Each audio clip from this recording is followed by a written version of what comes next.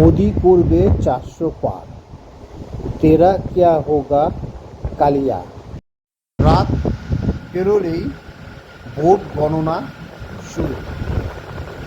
সেখানে দেখা যাবে যে কে জিততে চলেছে, কে শেষ হাসি হাসতে চলেছে, জনতা কার দিকে সবচেয়ে বেশি ভোট দিয়েছে, মোদি সরকারের দিকে, বিরোধীদের দিকে। তবে সমস্ত এক্সিট পোল মোদি সরকারের দিকে ইঙ্গিত করছে। এমনকি আমাদের যে পশ্চিমবঙ্গে, সেখানেও বিজেপি ভারী মাত্রায় জিতবে।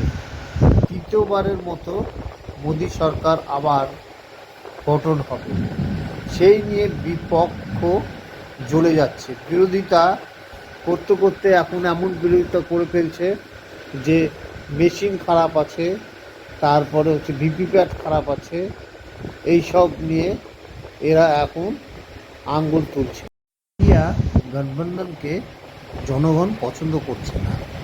কেন? তারা হচ্ছে চোখে মুখে মিথ্যা কথা বলে এবং ভ্রষ্টাচারে ভর্তি। কেউ না কেউ ভ্রষ্টাচারে বা দুর্নীতিতে জড়িত আছে।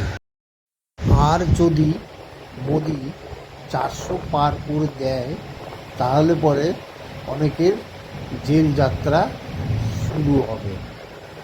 তার মধ্যে চোখে মুখে মিথ্যা কথা বলে দিল্লির মুখ্যমন্ত্রী, আরও অনেকে আছে এর মধ্যে লুকিয়ে লুকিয়ে।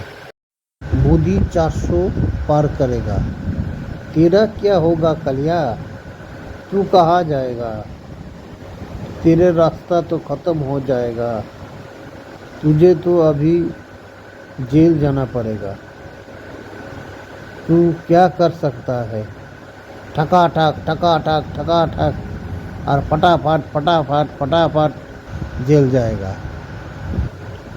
ढकाढक ढकाढक जेल जाएगा।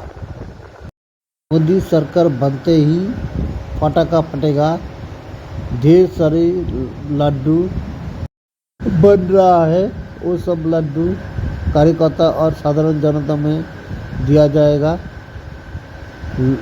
फिर एक बार मोदी सरकार बनेगा तो जनता को बहुत कुछ मिलेगा।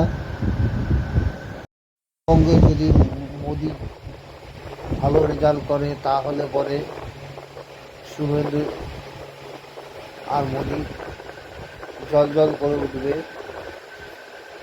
আর আমাদের দিদি যদি পরাজয় হয়ে যায়, তাহলে দিদি কী করবে দিদি জানে। সমস্ত শক্তি নিয়ে একবার আসতে চলেছে তৃতীয়বারের মতো মোদি সরকার।